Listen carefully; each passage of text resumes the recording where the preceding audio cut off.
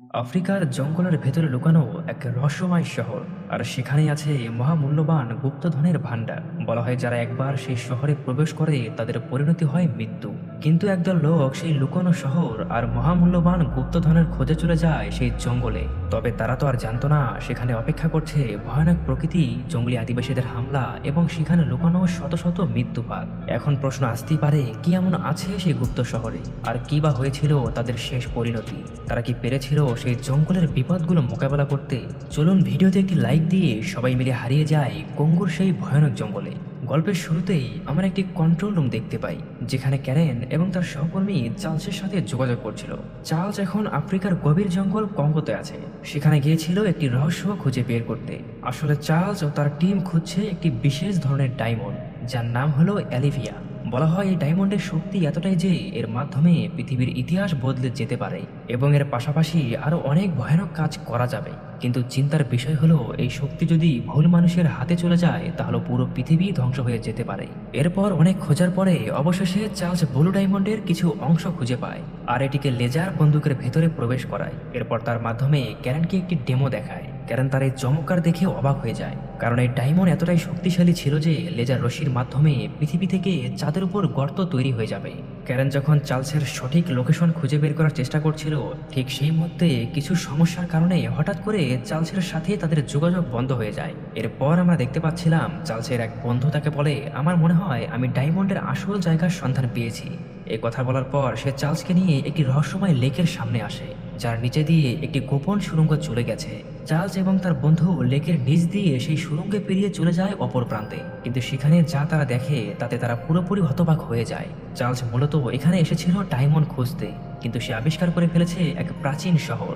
হয়তো এই শহরের মধ্যেই কোথাও লুকিয়ে রয়েছে সেই বিশেষ ব্লু ডায়মন্ড যা এতদিন তারা খুঁজছিল। সবাই তখন অনেক খুশি হয়, কিন্তু তাদের এই আনন্দ বেশিক্ষণ হয়তো থাকবে না। হঠাৎ করেই জঙ্গলের অন্ধকার থেকে বেরিয়ে আসে অজানা কিছু প্রাণী। এরপর চার্লস এবং তার দলের উপর থেকে ভয়ানকভাবে আক্রমণ করে। সিন কাট হওয়ার পর আমরা দেখতে পারি ক্যারেন তখন চার্লসের সাথে যোগাযোগ করার চেষ্টা করছে।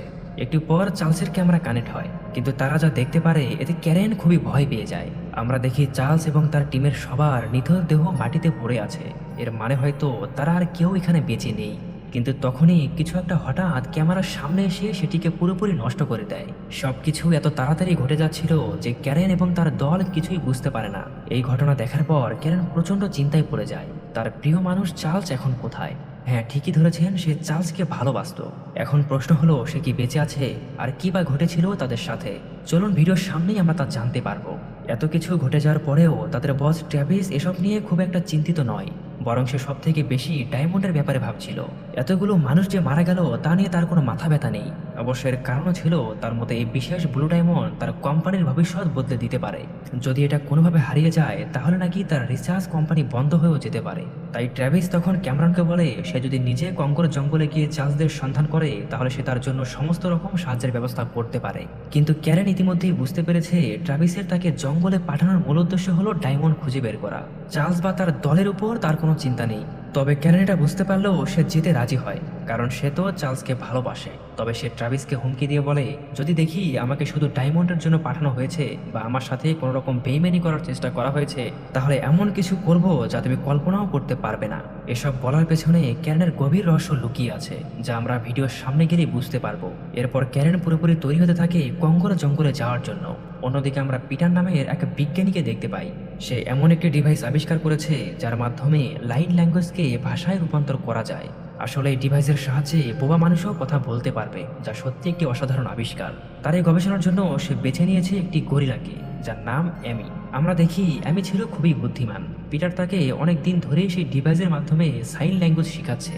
এ কারণে পিটার একদিন সবার সামনে তার এই আবিষ্কার প্রদর্শন করে। সেখানে আসা সমস্ত লোক অ্যামির এরকম কথা বলা দেখে অবাক হয়ে যায়। সবাই তার এই আবিষ্কারের জন্য তার অনেক প্রশংসাও করে। কিন্তু এসবের মাঝেও পিটার বেশ চিন্তিত, কারণ অ্যামি প্রায়ই দুঃস্বপ্ন দেখত। একদিন সে তার স্বপ্নের দৃশ্যগুলোকে আঁকতে শুরু করে, আর সেই অদ্ভুত ছবিগুলো দেখে পিটার অনেকটাই অবাক হয়, কারণ সেখানে অ্যামি নিজের আসল ঘর, বন জঙ্গল এবং তার জাতিদের ভীষণ মিস করছিল। এই বিষয়গুলো সে ছবির মাধ্যমে তুলে ধরে, আর এই কারণে পিটার সিদ্ধান্ত নেয় অ্যামির বন্ধু হিসেবে তার দায়িত্ব তাকে নিজের বাড়িতে ফিরিয়ে দেওয়া। ফলে সে অ্যামির জন্মস্থান খুঁজতে শুরু করে। এভাবে অনেক খোঁজার পরে সে অবশেষে সেই কাঙ্ক্ষিত স্থান খুঁজে পায়। কিন্তু অদ্ভুতভাবে আমরা দেখতে পাই এটা ঠিক সেই জায়গা যেখানে চার্লস এবং দলের সবাই রহস্যময়ভাবে হারিয়ে গিয়েছিল। সবটা জানার পর পিটার ঠিক করে যেভাবেই হোক অ্যামিকে তার জাতিদের কাছে ফিরিয়ে দেবে। কিন্তু তার এই কঙ্গোর জঙ্গলে অভিযানের জন্য অনেক অর্থের দরকার ছিল। তাই পিটার তার বসের কাছে গিয়ে কঙ্গো অভিযানের জন্য আর্থিক সাহায্য চায়। কিন্তু তার বস তাকে স্পষ্ট জানিয়ে দেয় সে এই অভিযানের জন্য কোনো প্রকার সাহায্য সহযোগিতা করতে পারবে না। পিটার তখন পুরোপুরি হতাশ হয়ে পড়ে। সে কি করবে বুঝতে পারছিল না। ঠিক তখনই হেমলক নামের এক রোমানিয়ান ব্যবসায়ী তাকে বলে সে পিটারকে কঙ্গোর জঙ্গলে যেতে সাহায্য করতে পারে। কিন্তু এখন প্রশ্ন হলো হেমলক কেন? সে কি কোনো স্বার্থ ছাড়াই অর্থ দিতে চেয়েছিল? তা কিন্তু নয়। আসলে মূল ঘটনা হলো হেমলক বহুদিন ধরে এক রহস্যময় প্রাচীন শহরের সন্ধান করছিল, যার নাম হচ্ছে দ্য লস্ট সিটি অফ জিন। এই শহরটি ঠিক সেই স্থানই ছিল যেখানে চার্লস নিখোঁজ হয়েছিল। হেমলক একটি প্রাচীন বই থেকে এই গুপ্ত শহরের ব্যাপারে জানতে পারে। একসময় কিং সোলোমন নামে এক রাজা এই জঙ্গলে ব্লু ডায়মন্ড খোঁজার জন্য অভিযান করেছিল। বলা হয় সেই শহরে লুকানো আছে মহামূল্যবান সেই ডায়মন্ড। এমনকি সেই বইটির এক পৃষ্ঠায় আঁকা একটি বিশাল চোখের চিহ্ন দেখতে পারে, ঠিক যেমনটা অ্যামি এঁকেছিল।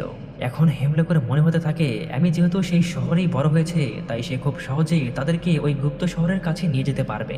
মূলত ঠিক এই কারণেই হেমলক পিটার ও অ্যামিকে সাহায্য করতে রাজি হয়েছে। কিন্তু পিটার হেমলকের এই গোপন পরিকল্পনার কিছুই জানতো না। সে মনে করেছিল হেমলক হয়তো পশু পাখি ভালোবাসে, তাই এমনটা করেছে। তাদের সব প্রস্তুতি শেষ হলে পরদিন তারা জঙ্গলের অভিযানের জন্য বিমানবন্দরে চলে আসে। কিন্তু প্লেনে ওঠার সময় পিটার এবং ক্যারেনের দেখা হয়ে যায়। এরপর দুজনে পরিচিত হয়ে কথা বলার পর বুঝতে পারে তারা দুইজনেই আলাদা লক্ষ্যে হলেও তাদের গন্তব্য একই ছিল, সেই কঙ্গোর ভয়ানক জঙ্গল, যেখানে জানা অজানা সব বিপদ অপেক্ষা করছিল তাদের জন্য। ঠিক তখন আমরা দেখি ক্যারেন তাদের সুরক্ষার জন্য অত্যাধুনিক সব অস্ত্র সাথে নিয়েছিল, যা তাদের জঙ্গলের ভিতরে টিকে থাকতে সাহায্য করবে। দীর্ঘ অনেক সময় যাত্রা করার পর তাদের বিমানটি সেন্ট্রাল আফ্রিকায় এসে ল্যান্ড করে। কিন্তু সেখানে তখন আতঙ্কবাদীদের ভিতরে যুদ্ধ চলছিল। মানে তাদের কঙ্গোর জঙ্গলে যাওয়া এখন অনেকটাই কঠিন হয়ে গেছে। তাই ক্যারেন সেখানকার মুন্ড্রো নামের এক স্থায়ী লোককে তাদের দলে নেয়, কারণ সে কঙ্গোর জঙ্গলকে অনেক ভালো করেই চিনত। সে তাদেরকে জঙ্গলের ভয়ানক সব বিপদ থেকে টিকে থাকতে সাহায্য করবে। এরপর তারা বিমানে করে ফাইনালি কঙ্গোর জঙ্গলের উদ্দেশ্যে রওনা দেয়। বেশ অনেকটা সময় যাত্রা করার পর তারা কঙ্গোর জঙ্গলের উপরে চলে আসে। তবে এখন তারা নিরাপদ একটি জায়গা খুঁজছিল যেন তাদের বিমানটিকে তারা ল্যান্ড করাতে পারে। কিন্তু ঠিক তখনই জঙ্গলে থাকা আতঙ্কবাদীরা তাদের প্লেনটির দিকে মিসাইল নিক্ষেপ করে। এতে করে তাদের বিমানের কিছু অংশ ভেঙে যায়। সবাই বুঝতে পারে যে বিমানটি যে কোনো মুহূর্তে ক্র্যাশ করতে পারে। এখন তাদের সামনে একমাত্র উপায় ছিল বিমান থেকে প্যারাশুট দিয়ে লাফ দেওয়া। তা না হলে এই বিমান মাটিতে ক্র্যাশ করলে তাদের পরিণত হবে মৃত্যু। এজন্য অবশেষে সবাই প্যারাশুট নিয়ে বিমান থেকে লাফিয়ে পড়ে। কিছুক্ষণ পর আমরা দেখতে পাচ্ছিলাম সবাই নিরাপদে জঙ্গলের মধ্যে নামতে সক্ষম হয়েছে। তারা এত বড় বিপদ থেকে বাঁচার পরেও সবাই অনেকটা ভয়ের মধ্যে ছিল, কারণ যে কোনো সময় এই জঙ্গলে তাদের উপর বিপদ নেমে আসতে পারে। সবাই অনেক ক্লান্ত থাকার কারণে সেখানেই তাঁবু তৈরি করে। মূলত আজকের রাতটা তারা এখানেই থাকবে বলে সিদ্ধান্ত নিয়েছে। অন্যদিকে ক্যারেন স্যাটেলাইটের মাধ্যমে তার বস ট্র্যাভিসের সঙ্গে যোগাযোগ করে এবং তাদের বর্তমান অবস্থা তাকে জানিয়ে দেয়। এভাবে সেদিনকার রাতটা কোনো মতে কেটে গেলে পরদিন খুব ভোরের দিকে তারা আবার সামনের দিকে যাত্রা শুরু করে। তবে জঙ্গলের মধ্য দিয়ে চলাটা তাদের জন্য খুবই বিপজ্জনক ছিল, কারণ চারদিকেই তাদের জন্য অপেক্ষা করছে মৃত্যুফাত। এভাবে অনেক সময় ধরে চলার পর সন্ধ্যার দিকে জঙ্গলের বৃষ্টি পড়তে শুরু করে। এতে করে সবাই অনেকটাই সমস্যায় পড়ে যায়। কিন্তু এর পরেও কোনো রকম করে তারা সামনের দিকে এগিয়ে যেতে থাকে। তবে তাদের গন্তব্যের জন্য শুধু বৃষ্টি বাধা কিন্তু নয়। কিছুটা পথ এগিয়ে গেলে জঙ্গলে থাকা আদিবাসীরা তাদের সামনে চলে আসে। তবে এই আদিবাসীরা ছিল খুবই ভালো মনের মানুষ। তারা কথা বলে বুঝতে পারে ক্যারেন সহ বাকি সবাই তাদের জন্য বিপজ্জনক না। ক্যারেন যখন আদিবাসীদের চার্লস ও তার দলের লোকজনের কথা জিজ্ঞেস করে, আদিবাসীরা তেমন কিছুই বলতে পারে না। তবে তারা বিদেশি একজন লোককে এখানে আহত অবস্থায় খুঁজে পেয়েছে। এরপর আমরা সেই লোকটিকে দেখতে পাই, তার অবস্থা খুবই খারাপ ছিল। সে কোনোভাবেই তার শরীর নড়াচড়া করতে পারছিল না। ক্যারেন তার কাছে গিয়ে চার্লসদের ব্যাপারে জিজ্ঞেস করে, কিন্তু এখানে সে যখন এমিকে দেখে তখনই সে ভয় পেয়ে চিৎকার করতে শুরু করে। আমরা দেখি সে এতটাই ভয় পেয়েছিল যে সে তৎক্ষণাৎ মারা যায়। এখন প্রশ্ন আসতেই পারে এর পেছনে এমন কি রহস্য লুকিয়ে আছে যে সে এমিকে দেখা মাত্রই এতটা ভয় পেয়ে মারা গেল। এই রহস্য তো আমরা মুভির সামনে গেলেই বুঝতে পারবো। লোকটির এমন অবস্থা দেখে ক্যারেন সহ বাকি সবাই ভয় পেয়ে যায়, কারণ তারা এর কোনো মানেই বুঝতে পারছিল না।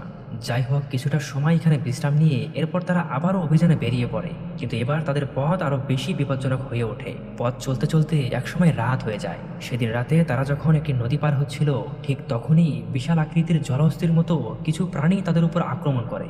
এই আচমকা হামলায় তাদের দলের কয়েকজন সদস্য সেখানেই মারা যায়, আর যাদের ভাগ্য ভালো ছিল তারা প্রাণে বেঁচে যায়। এরপর তারা কোনো রকমে নদী পার হয়ে তীরে উঠে আসে। সবাই তাদের সৃষ্টিকর্তার কাছে শুকরিয়া আদায় করছিল, কারণ বড় ধরনের একটি বিপদ থেকে তারা রক্ষা পেয়েছে। এরপর কেটে যায় অনেকটা সময়। হঠাৎ তারা আকাশের মধ্যে একটি বিমান দেখতে পায়, কিন্তু সেটিতে জঙ্গলে থাকা আতঙ্কবাদীরা হামলা করে আগুন ধরে গিয়েছিল। এরপর বিমানটি জঙ্গলের মধ্যেই ভেঙে পড়ে। তবে যাই হোক, এরপর কোনো মতে সেদিনকার রাত কেটে গিয়ে ভোর হয়ে যায়। সবাই তখন দীর্ঘ সময় পথ চলার পর এক পর্যায়ে এমন একটি রাস্তায় গিয়ে পৌঁছায় যেখানে দুই দিক থেকে দুইটা আলাদা পথ চলে গিয়েছে। তখন তারা বুঝতে পারছিল না তারা কোন দিকে যাবে। এমি তখন সামনে এগিয়ে এসে হাতের ইশারায় একটি রাস্তার দিক দেখিয়ে দেয়। এটি হয়তো সেই পথ যা সে বারবার স্বপ্নে দেখত। সবাই এবার এমির কথা মতো সেই পথ ধরে সামনের দিকে এগোতে থাকে। কিছুক্ষণ হাঁটার পর তারা জঙ্গলের আরো গভীরে প্রবেশ করে এবং সেখানে সেই ভাঙাচোরা বিমানটিকে খুঁজে পায়, যেটি গতরাতে জঙ্গলের ভিতরে ভেঙে পড়েছিল। সবাই তখন বিমানটির ভেতরে ভালো করে দেখলে জানতে পারে এই প্লেনটি আসলে ট্র্যাভিস পাঠিয়েছিল, কারণ সে ক্যারেনের উপর পুরোপুরি বিশ্বাস করতে পারেনি। কিন্তু এখন সেই দলের আর কেউ বেঁচে নেই, সবাই মারা গেছে। তবে সেই বিমানের মধ্যে তারা কিছু খাবার পায়, সেগুলোর সাথে নিয়ে তারা আবারও যাত্রা শুরু করে। দীর্ঘ অনেক সময় জঙ্গলের ভিতরে যাত্রা করার পর তারা অবশেষে দ্য লাস্ট সিটি অব জিনের কাছাকাছি পৌঁছে যায়।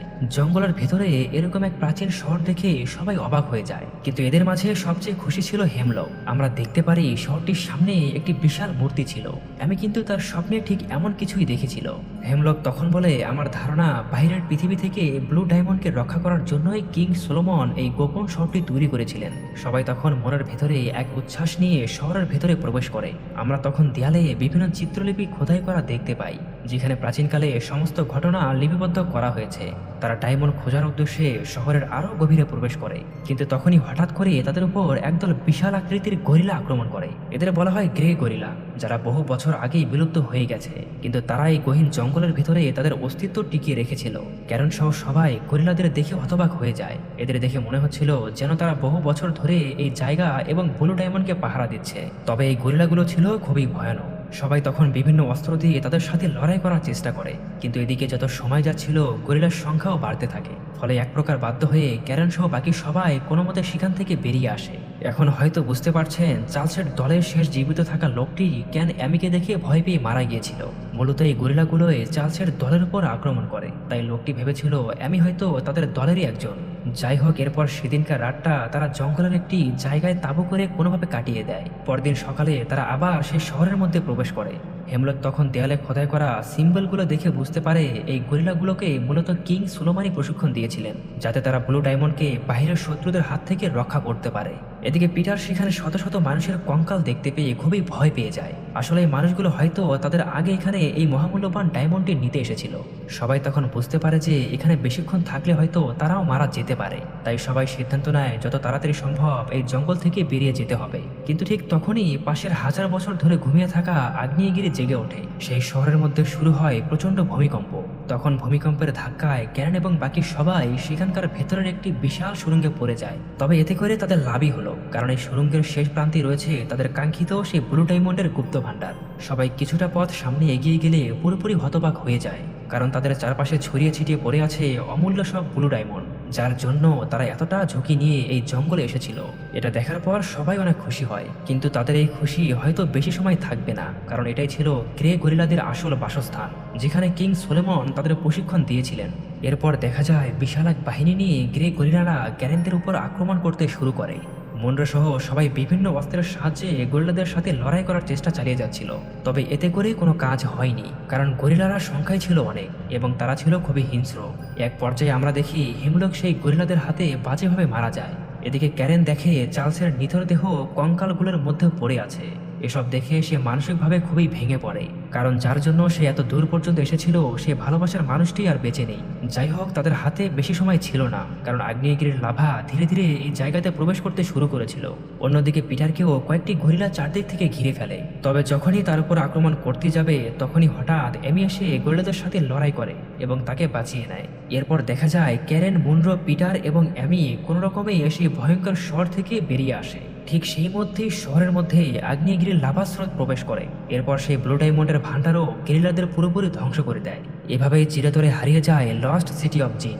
এরপর অনেকটা সময় পর ক্যারেন সহ বাকি সবাই নিরাপদ স্থানে চলে আসে। তবে সবাইকে অবাক করে দিয়ে আমরা ক্যারেনের হাতে একটা ব্লু ডায়মন্ড দেখতে পাই, কিন্তু এটি সে ট্র্যাভিসকে দিবে না, কারণ সে আগেই বলেছিল যদি ট্র্যাভিসের একমাত্র উদ্দেশ্য ব্লু ডায়মন্ড হয় তাহলে সে এমন কিছু করবে যা সে কল্পনাও করতে পারেনি।